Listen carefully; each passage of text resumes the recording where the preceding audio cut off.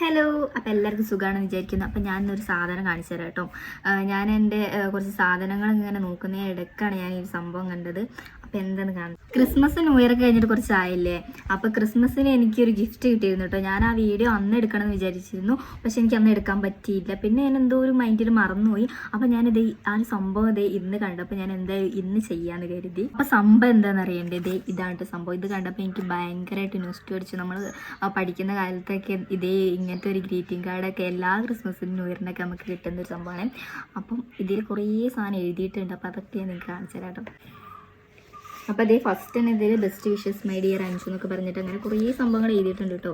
ഇതൊക്കെ ഒരു എഴുതി തന്നതാണ്. പിന്നെ ഇതിലുള്ള കുറച്ച് ഇതുണ്ട്. പിന്നെ അതിൻ്റെ അപ്പുറത്ത് കുറേ വേറെ എന്തൊക്കെ എവിടെയൊക്കെ നോക്കി എഴുതി വെച്ചതാണ്.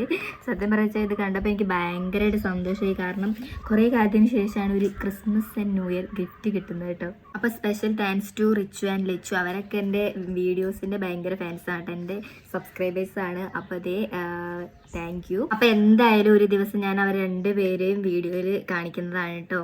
അപ്പോൾ ഓക്കെ, ബൈ.